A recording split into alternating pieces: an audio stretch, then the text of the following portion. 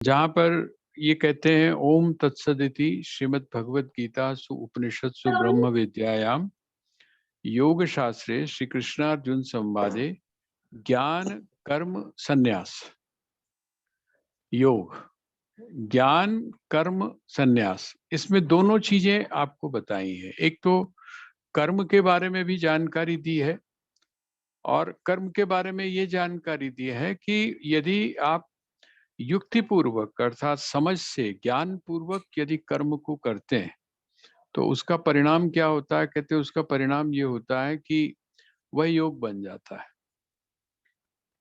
ऐसा कर्म जो ज्ञान पूर्वक किया जाए, और दूसरा कहते हैं ऐसा कर्म जो संन्यास पूर्वक किया जाए। संन्यास पूर्वक का अर्थ क्या है?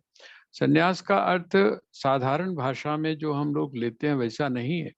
संन्यास का अर्थ ये होता है कि जब आप में किसी भी प्रकार की जो वासना है ना वो रह जाए, उसको वो हम बोलते हैं संन्यास। इसीलिए जितनी भी हमारी कामनाएं थी, हमारे ऋषियों ने क्या किया, बहुत विस्तार से भी सारी चीजों की चर्चा की है, लेकिन उसी के साथ में उन्होंने उसको बड़े संक्षिप्त रूप में भी हमारे सामने रखा है।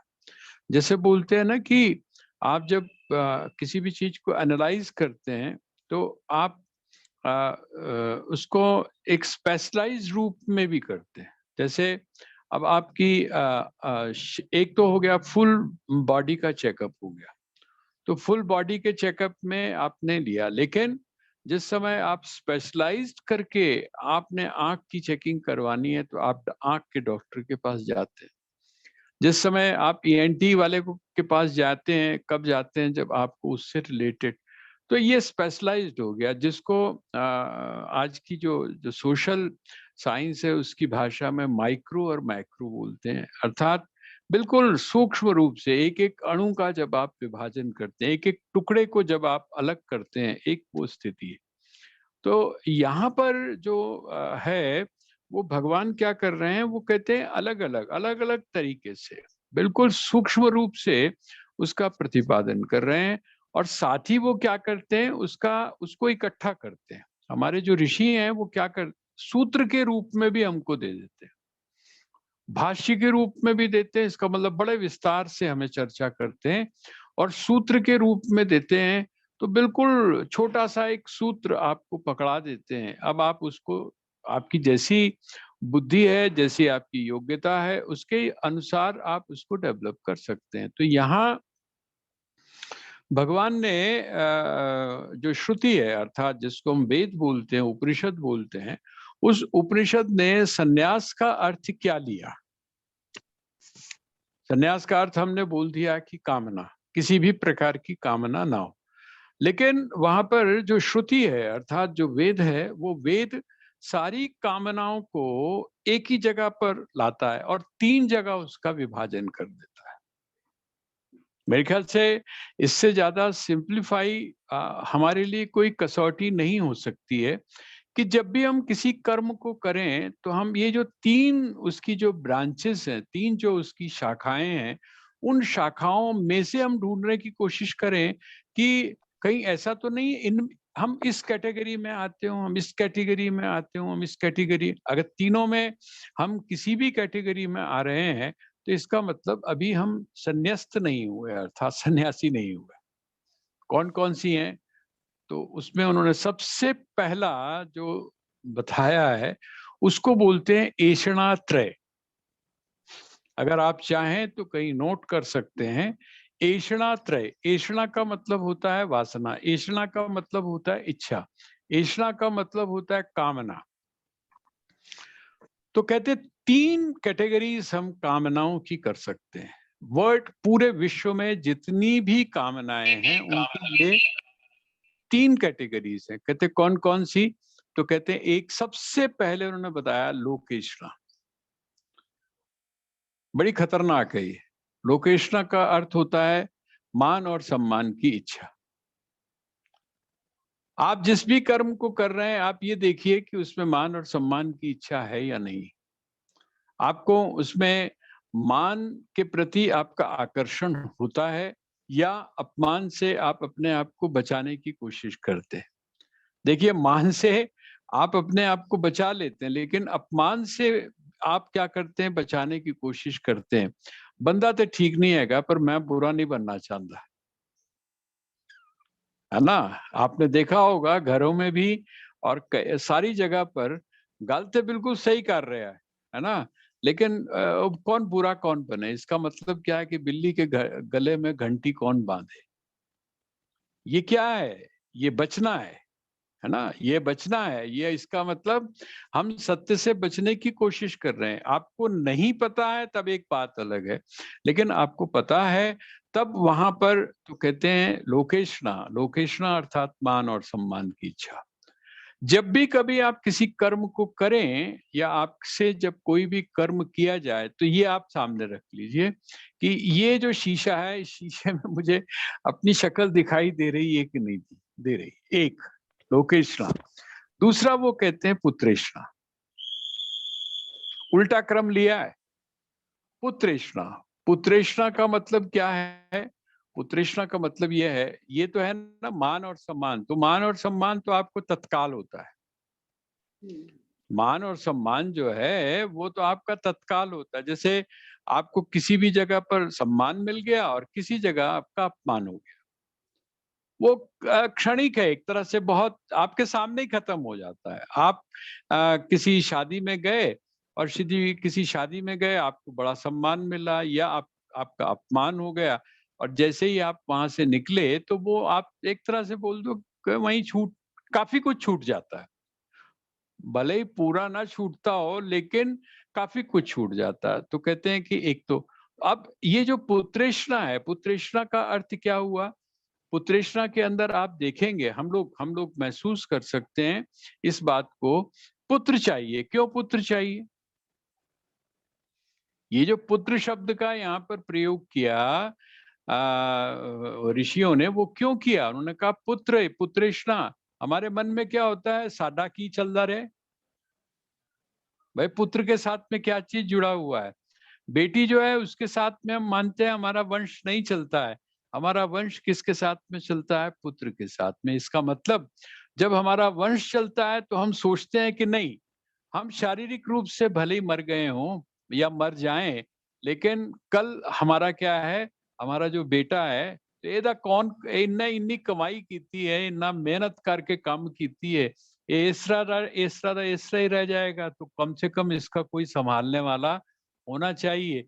और जो संभालने वाला है उसको हम क्या मानते हैं कि मैंने जो काम किया है वो कंटिन्यू है, कंटिन्यू है। तो ये जो एक कंटिन्यूटी है ना, एक तरह से, एक तरह अमरता की भावना है। मैं अमर हूँ, है मेरी मेरी जो वंश है वो चलेगा, इसका मतलब मैं एग्जिस्ट करता रहूंगा। पकड़ना, मैं थोड़ा हाथ धोती हूँ, मेरा हाथ भी धो, मेरे को पकड़ा दे। अगर अगर मेरा वंश नहीं चलता है, म्यूट कर लीजिए प्लीज, म्यूट कर लीजिए। अगर वंश मेरा नहीं चलता है तो मैं क्या मानता हूँ? मैं ये मानता हूँ कि मेरा नाम कौन लेगा? मेरा नाम तो लेने वाला कोई ना कोई होना चाहिए। तो ये जो एक भावना है उसको ऋषियों ने पुत्रेष्णा के रूप में आपको कहा। और तीसरी जो सबसे मूल है वो है वित्तेष्णा। अगर हम नीचे से चलना शुरू करें तो ये वित्तेष्णा जो है, वित्तेष्णा का अर्थ हो गया धन की आकांक्षा। लाभ, लाभ और हानि, ये जो दोनों चीजें हैं ये हम देखते हैं। आपको आश्चर्य होगा, हो रहा होगा, आप कोई आवाज सुन रहे होंगे, है ना? आवाज एक बिगुल की आवाज आ रही है। तो हमारा जो मिशन है यहाँ पर इस समय आरएसएस का कैंप चल रहा है 3 दिन का। तो ये उनका उनका जिस समय कोई भी सत्र समाप्त होता है या नया सत्र शुरू होता है, तो जैसे हमारे यहाँ घंटी है ना, हम लोग घंटी की वेट करते हैं, है ना? कब घंटी बजे है तो हमें चाय मिले, या कब घंटी बजे तो हमें खाना मिले। यहाँ पर भी वही है कि बिगुल बजता है तो सत्र प्रारंभ होता है या सत्र समाप्त होता है। तो ये अभी आप लोग समझ सकते हैं कि इस समय कौन सा सत्र हमारा या किसका टाइम है। तो ये उनका भोजन वगैरह का समय है, तो इसलिए ये चल रहा है।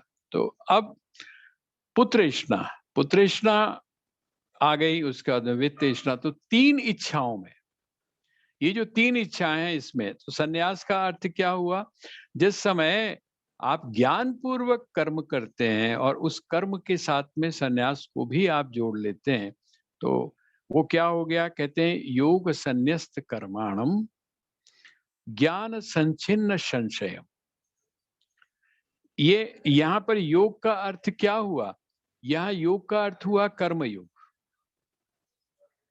देखिए, यहाँ ये सब चीजें हमें थोड़ी सी टेक्निकल, मैं बार बार आपसे निवेदन कर रहा हूं कि श्रीमद् भगवत गीता की जो उसको आप जरूर समझें, क्योंकि अगर आप समझेंगे नहीं तो वहां पर गड़बड़ हो जाएगी। यहाँ जो ये है योग संन्यस्त कर्माणम, कहते हैं कि जिस व्यक्ति ने क्या किया है, कहते कर्म योग के द्वारा, कर्म योग के, जिसको बुद्धि योग कहा गया था, कहते हैं वो कर्म योग के द्वारा क्या है? योग संन्यस्त कर्माणम। यह योग का अर्थ क्या हुआ? कर्म योग। उस कर्म योग के द्वारा संन्यस्त कर्माणम, जिसने कर्मों का परित्याग कर दिया है। परित्याग का मतलब भाग नहीं गया है वो। ये यहाँ पर संन्यस्त का अर्थ जो है वो आप भागना मत लीजिएगा, क्योंकि भगवान कृष्ण जो है वो भागने पर विश्वास नहीं करते हैं। वो किस चीज पर विश्वास करते हैं? वो विश्वास करते हैं लड़ने पर, युद्ध पर। इसीलिए बार बार अर्जुन को वो क्या कहते हैं? वो life is a struggle, fight it, है ना? ये जो जीवन है ये संघर्ष है, और ये जो संघर्ष है इससे भागने से काम नहीं बनेगा, बल्कि इसका आमना सामना करने की का तरीका आपको आना चाहिए। पागलपन से भी इसके साथ नहीं लड़ना है, अर्थात अज्ञान पूर्वक भी इसके साथ नहीं लड़ना है। इससे जो लड़ना है, या अर्थात इसका जो सामना करना है, वो कैसे करना है? ज्ञान पूर्वक करना है। तो ज्ञान पूर्वक ये जो कर्म है, इस कर्म को क्या करे और फिर क्या करे? योग संन्यस्त कर्माणम। वो कहते हैं योग से संन्यस्त है कर्माणम। यो जो कर्म योग है, उस कर्म योग में जो अनासक्ति है, अनासक्ति का भाव रखते हुए किसको अर्पण करता हुआ? आपने, हम लोगों ने पढ़ा है पहले, यज्ञ का जब कंसेप्ट पढ़ा है, तो परमात्मा के प्रति समर्पित करे। कर्मयोग का अर्थ क्या है? कि परमात्मा के प्रति उसको समर्पित कर दे, विराट के प्रति उसको समर्पित कर दे, दूसरों के प्रति जो अन्य हैं उनके प्रति अब उसको समर्पित कर दे।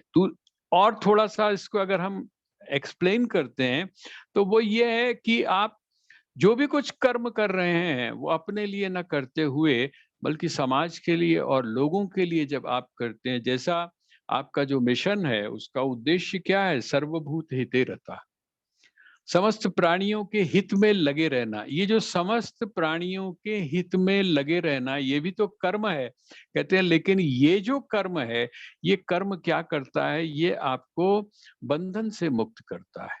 वो जो कर्म की एक जो श्रृंखला है, वो जो कर्म की एक जो सीरीज है, उस सीरीज को ये तोड़ देता है और आपको कर्म से मुक्त करता है, अर्थात आपके जीवन में किसी भी प्रकार का बंधन नहीं रह जाता है। तो योग संन्यस्त कर्माणम, एक तरफ तो ये काम करे और दूसरी तरफ ज्ञान संचिन्न संशयम, दूसरी तरफ क्या करे? कहते हैं इसका मतलब देखिए, दोनों चीजें लेकर चल रहे हैं, कर्म को भी लेकर चल रहे हैं और ज्ञान को भी लेकर चल रहे हैं। ज्ञान से क्या होगा? आपके भीतर जो संशय है वो संशय समाप्त हो जाएंगे। संशय समाप्त होना क्यों जरूरी है? क्योंकि संशय आत्मा विनश्यति। आपके मन में यदि किसी भी प्रकार का संशय बना हुआ है, आपके मन में यदि किसी भी प्रकार की दुविधा की स्थिति बनी हुई है, तो आपके कर्म में वो चीज आ ही जाएगी, कहीं ना कहीं किसी ना किसी रूप में वो आपके आ ही जाएगी। तो ज्ञान सच्छिन्न संशयम, कहते हैं ज्ञान के द्वारा संचिन्न संशयम, अर्थात वह जो संशय है वो समाप्त हो जाए। ज्ञान क्या काम करता है। देखिए हम लोग किस चक्कर में पड़े हुए हैं और असलियत क्या है, ये यहाँ पर ये जो 2-3 श्लोक हैं, इनके माध्यम से भगवान ने आपको बता दिया। आप शांति चाहते हैं, लेकिन हम शांति के लिए कर्म नहीं कर रहे हैं। शांति किसके द्वारा प्राप्त होगी? ज्ञान के द्वारा। हम ज्ञान के द्वारा को उपलब्ध करने का हम किसी भी प्रकार का प्रयास नहीं करते हैं। हम किस चीज को प्राप्त करने की कोशिश करते हैं? भोगों को। भोग जो हैं, सुविधाएं जो हैं, हम उनको ज्यादा से ज्यादा प्राप्त करने की कोशिश करते हैं। हमारे मन में जो संशय बना हुआ है, अर्थात मानसिक स्तर पर या आध्यात्मिक स्तर पर जो उपलब्धि होती है, उसकी तरफ हमारा ध्यान नहीं है। हमारा पैरामीटर क्या है? हमारा पैरामीटर यह है कि हमको बाहर की कौन कौन सी वस्तुओं की उपलब्धि हुई। सत्संग में आप गए, जैसे मैं कई बार आपसे निवेदन कर चुका हूं कि हम लोग वहां पर भी जो भौतिक समृद्धि है, भौतिक उन्नति है, उसी को हम अपनी कसौटी रखते हैं कि वो श्रेष्ठ इसलिए है क्योंकि हमको भौतिक वस्तुओं की उपलब्धि हुई। एक मकान था, बड़ी मुश्किल नाल रहंदे सी, एक कमरा सी है वहां,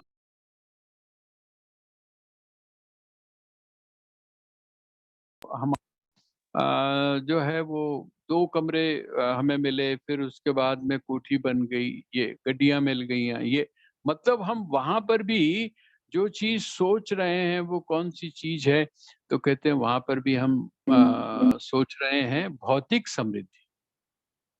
तो ज्ञान सच्चिन्न संशय आत्मवंतम न कर्माणि, आत्मवंतम न कर्माणि निबध्नन्ति धनंजय। हे धनंजय, हे धनंजय, मैं जो तुझको अब बता रहा हूं, ये जो कुछ मैं तुझको ज्ञान दे रहा हूं, ये क्या करने के लिए है? कहते हैं जिस समय ऊपर वाली चीज, ऊपर वाली कंडीशन जब हम पूरी कर लेते हैं, तो हम क्या बन जाते हैं? आत्मवंतम। तब हम जो आत्मा है, अर्थात जिसको हम स्व बोलते हैं, उस स्व के पास में हम पहुंच जाते हैं। उस स्व का अनुभव हमको अपने जीवन में होता है। तो कहते हैं आत्मवंतम न कर्माणि निबध्नन्ति धनंजय। कहते हैं ऐसा जो आत्मवंत है, आत्मवंत, आत्मवंत का मतलब स्वयं में, अर्थात जो आत्मा में जो रमण करने वाला है, अपने आप में जो रहने वाला है, ऐसे जो व्यक्ति है उसको न कर्माणि निबध्नन्ति, किसी भी प्रकार का जो कर्म है वो उसको क्या करता है? बांधता नहीं है। वो उसको बांधता नहीं। कर्म सहज रूप से बांधता है, साधारण रूप से बांधता है, लेकिन जिस समय हम इस प्रक्रिया के द्वारा उसको करते हैं तो क्या होता है? कहते हैं तब आपको उपलब्धि हो जाती है। किस बात की? कहते हैं आत्मवंतम न कर्माणि निबध्नन्ति धनंजय।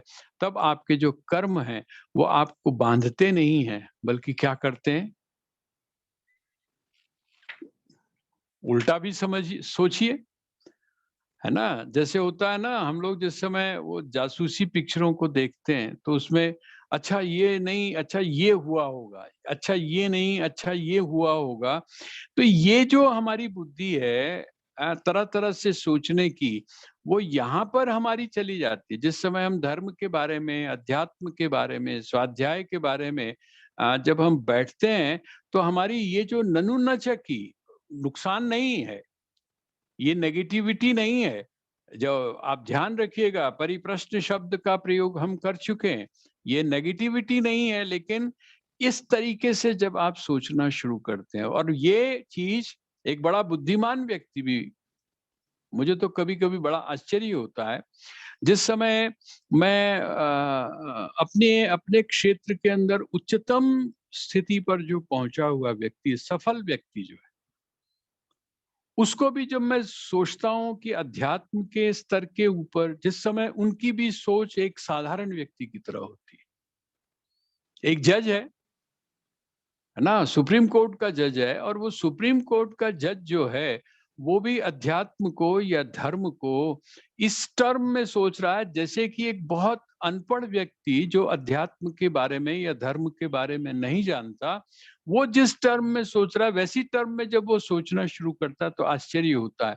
आश्चर्य किस बात का होता है कि इसका मतलब वो आत्मवंतम, अभी वो आत्मवंत नहीं हुआ है।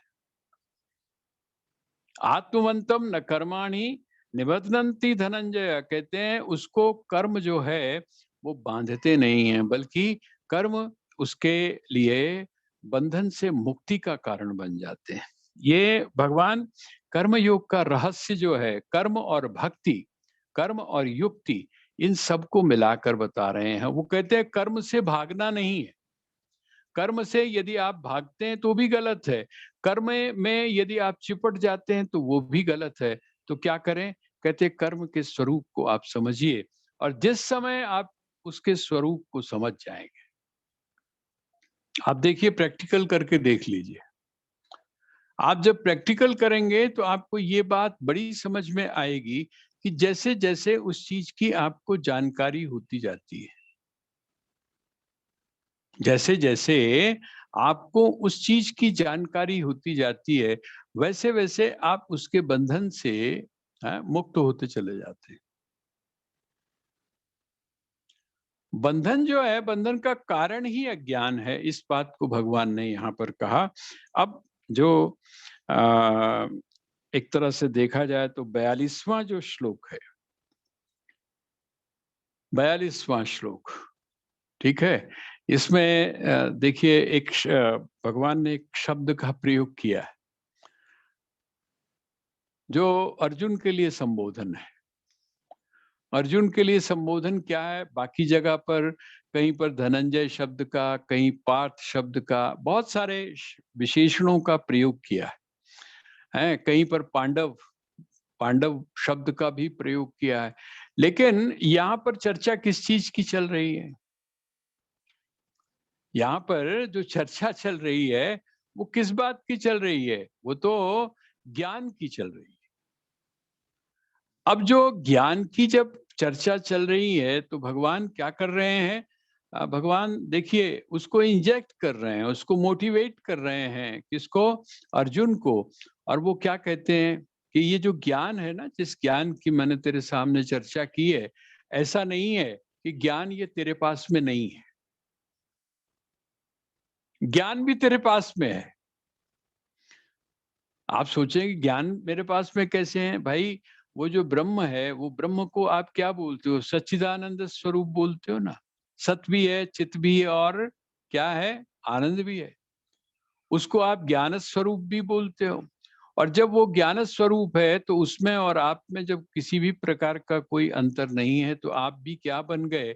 आप भी तो सच्चिदानंद स्वरूप ही हो गए। तो वह जो है वो कहते हैं भगवान यहाँ पर कि तू तो ज्ञान स्वरूप है। बस थोड़ा सा याद कर ले कौन सा विशेषण है। देखिए वो विशेषण सबसे आखिर में है। श्लोक का सबसे जो आखिरी शब्द है वो कौन सा है? वो है भारत। और आप सभी जानते हैं भारत का अर्थ क्या होता है? रत मैंने होता है लगा हुआ, रत मैंने होता है लगा हुआ, और भा मैंने होता है प्रकाश। जो भा है उसका मतलब होता है प्रकाश, प्रकाश का मतलब होता है ज्ञान। जहां के लोग ज्ञान में लगे हुए, जिनके लिए महत्वपूर्ण कौन सी चीज है? ठीक है, ये ज्ञान भी जरूरी है जिसको आप अविद्या, हमारे यहाँ अविद्या शब्द का प्रयोग किया है। भौतिक जो ज्ञान है वो भौतिक ज्ञान की भी आवश्यकता है, क्योंकि भौतिक समृद्धि के बिना हम अपने जीवन में आध्यात्मिक समृद्धि की तरफ नहीं बढ़ पाते। भाई आप ये सोचकर देखिए, एक जो मजदूर है, एक जो मजदूर है जो सुबह से लेकर शाम तक मजदूरी करता है, और वो शाम को बड़ी मुश्किल से उसको भोजन मिलता है। अब आप अगर उसको वेदांत की कथा सुनाने लग जाएं तो बड़ा मुश्किल हो जाएगा। वो कहेगा जी ये नहीं सुननी मुझे, मेरे को तो बच्चों को पालना है ना। तो ये यहाँ इसका मतलब भौतिक समृद्धि, हमारी जो बेसिक नेसेसिटीज हैं वो हमारी पूरी हो जाएं, उनको पूरा करने के लिए क्या है, आपको कर्म करना ही पड़ेगा। तो यहां वो कहते हैं भारत, भारत का अर्थ आप सिर्फ एक ही विश्व गुरु ही नहीं है हम, अगर हम उस टर्म में सोचें, समाज के टर्म में सोचें, तो हम जो हैं वो विश्व गुरु ही नहीं है, बल्कि हमारे देश को क्या कहा जाता रहा है, सोने की चिड़िया भी कहा जाता रहा है।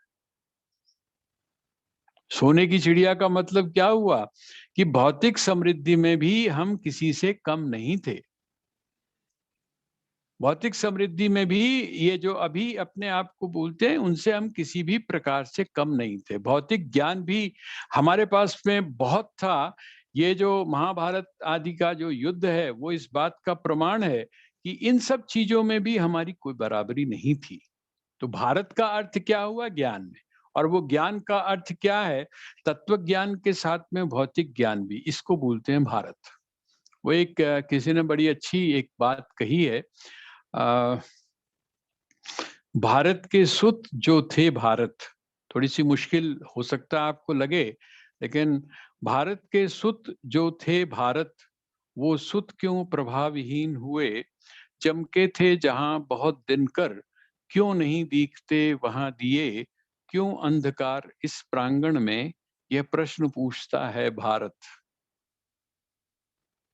है ना।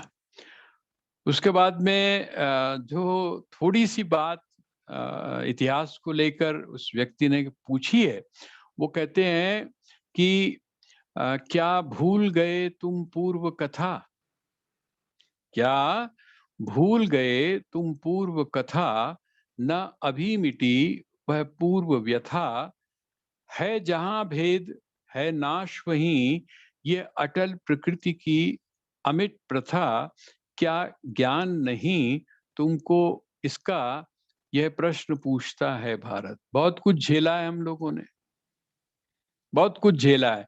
कहते हैं झेलने के बाद में भी हमारी जो स्मृति है वो इतनी कमजोर है कि हम भूल जाते हैं। इसीलिए वहां पर वो जो व्यक्ति है वो भगवान से एक बात कहता है। किससे? भगवान से। कौन से भगवान से?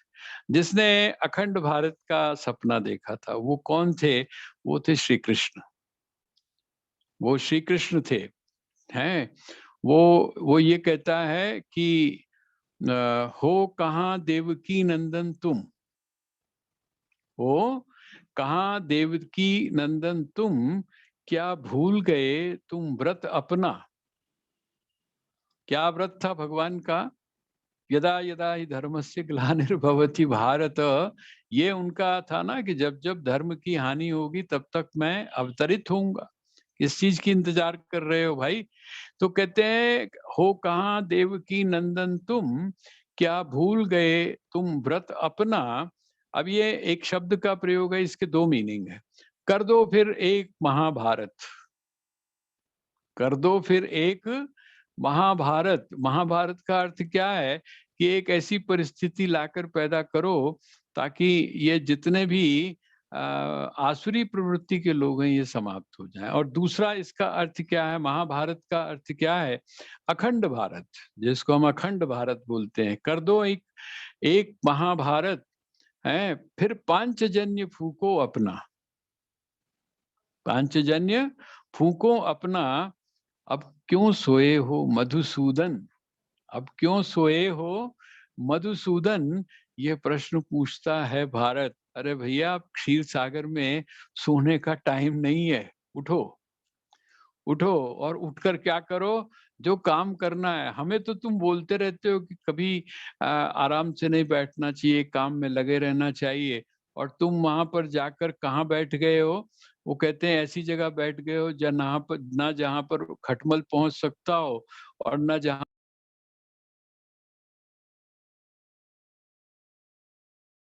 वहां। फिर पांचजन्य फूको अपना, अब क्यों सोए हो मधुसूदन, यह प्रश्न पूछता है भारत। तो यहाँ भारत शब्द का जो संबोधन है वो विशेष रूप से भगवान ने किया। क्यों? क्योंकि चर्चा किस बात की चल रही है? चर्चा चल रही है ज्ञान की। आइए इस अंतिम श्लोक को, ये जो चौथा अध्याय है, इसके अंतिम श्लोक को पढ़ते हैं और इसको थोड़ा सा समझने का हम प्रयास करते हैं।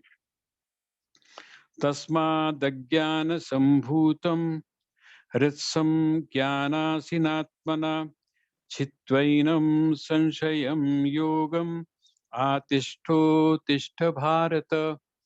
ये जो आखिर का जो एक सेंटेंस है ना, आखिर का भारत के पहले अगर आप उसको थोड़ा सा अलग करेंगे तो इसका मीनिंग है, इसका स्वामी विवेकानंद ने इसको बड़े विशेष रूप से लिया है। उत्तिष्ठ भारत, उत्तिष्ठ भारत, इसका मतलब कि हे भारत अब तुम उठकर खड़े हो जाओ, बहुत दिन सो लिए।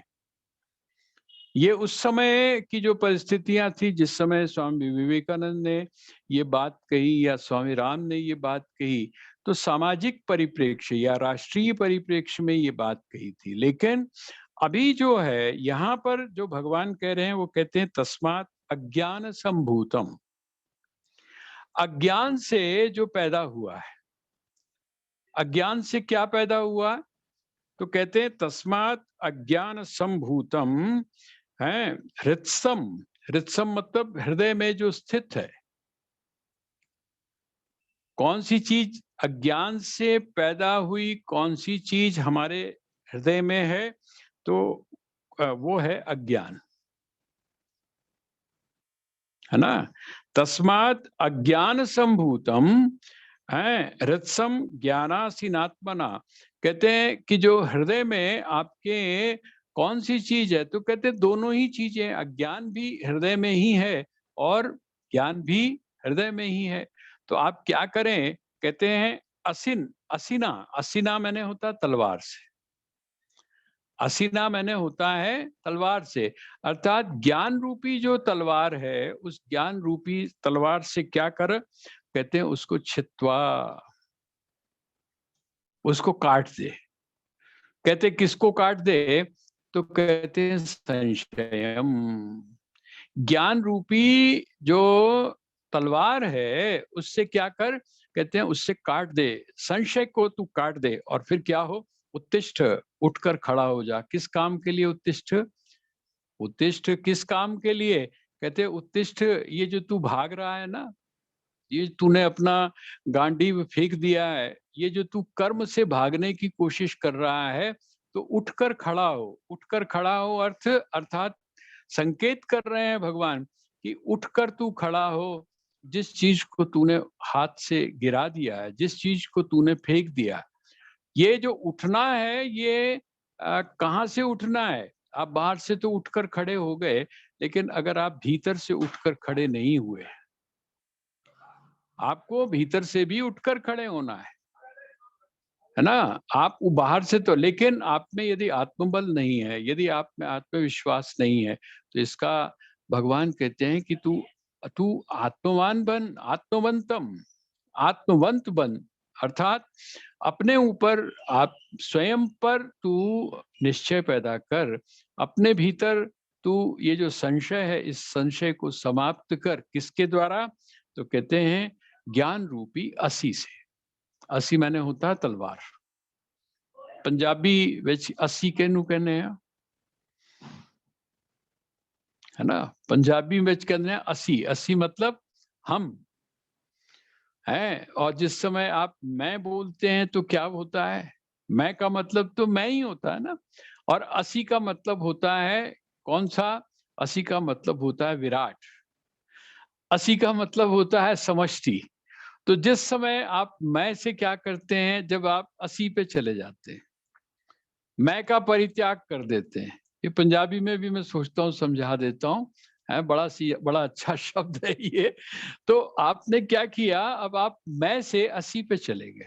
अभी तक आप क्या बोलते थे, मैं करता हूँ, ठीक है। और जिस समय आप मैं से थोड़ा सा आप ऊपर उठते हैं तो आप समझाते हैं ना अपने बच्चों को, या आप जब किसी संस्था में होते हैं तो आप क्या समझाते हैं। देखिए दो तरह के लोग होते हैं, एक तो कहते हैं कि मैं करता हूँ, और देख एक वो लोग होते हैं जो कहते हैं नहीं ये हम करते हैं।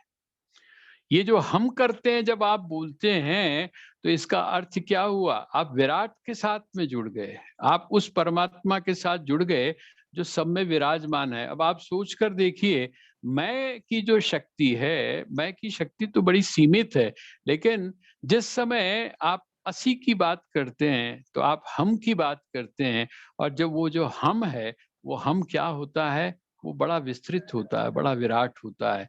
तो कहते हैं जिस समय आप उसके साथ जुड़ते हैं तो ऐसे ऐसे काम भी हो जाते हैं आपके जीवन में जिनकी कि आप कभी कल्पना भी नहीं कर सकते।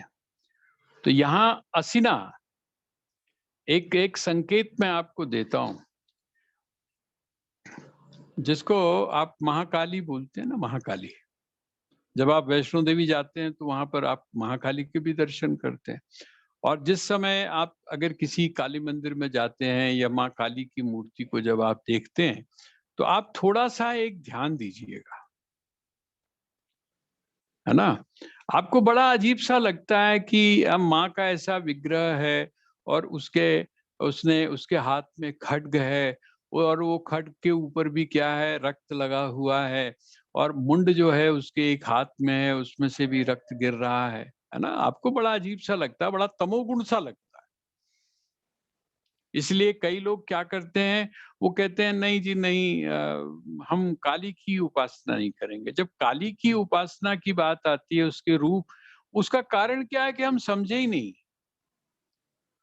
हम जो प्रतीक हैं, अलग अलग जो प्रतीक हैं, उन अलग अलग प्रतीकों के स्वरूप को ही नहीं समझे। उनका जो खड्ग है ना, खड्ग, उसको जरा आप गौर से देखिएगा। उस खड्ग के ऊपर आंख भी बनी हुई है। वो जो खड्ग है ना, जो जिसको आप खंडा बोलते हैं, वो जो खंडा है या वह जो खड्ग है, उस खड्ग के ऊपर क्या बना हुआ है, तो कहते हैं उसके ऊपर आंख भी बनी हुई है। आंख का मतलब क्या हुआ? आंख का मतलब हुआ दृष्टि। आंख का मतलब हुआ विवेक। आंख का मतलब हुआ ज्ञान। उस ज्ञान से क्या किया, उस ज्ञान से क्या किया गया, तो कहते हैं मुंड काट दिया। मुंड क्या है? मुंड का अर्थ क्या है? मुंड का अर्थ है, वो आपने बार बार सुना होगा कि भगवान के मार्ग पर कौन आए या गुरु के मार्ग पर कौन आए? शीश तली पर, है ना। जो व्यक्ति अपने सिर को अपनी तली पर न रख सके, जो शीश तली पर रख न सके, वो प्रेम डगर पर आए क्यों, ऐसे करके एक भजन बड़ा पुराना है। इसका मतलब क्या हुआ? जिस व्यक्ति में अहम बना हुआ है, जिस व्यक्ति में मैं बना हुआ है, जो व्यक्ति मैं को सेंटर रखकर, केंद्रित करके, और जो व्यक्ति अपने व्यवहार को कर रहा है, ऐसा जो व्यक्ति है वो कर्म के बंधन में बंधा रहता है। तो यहाँ पर आता है कि ज्ञान रूपी जो असी है, ज्ञान रूपी जो तलवार है, उससे किसको काट दे, तो कहते हैं संशय को काट दे। संशय को काट दे। और जब संशय को काटता है तो क्या होता है? वो संशय जब कटता है, संशय जब आपके मन में नहीं रह जाता, तो आपके भीतर आत्मबल होता है, आपके अंदर आत्मविश्वास होता है, उस आपके भीतर आत्मनिष्ठा होती है अपने प्रति। तब आप क्या करते हैं? अपने प्रति आप विश्वास पैदा करते हैं कि ये होगा ही होगा। तो वो चाहे काम्य हो प्रयोग हो या निष्कामता का प्रयोग हो, आपको उसकी उपलब्धि होती है। और यहाँ पर क्योंकि हम ज्ञान की चर्चा कर रहे हैं, इसका मतलब क्या है? जब तक आपके मन में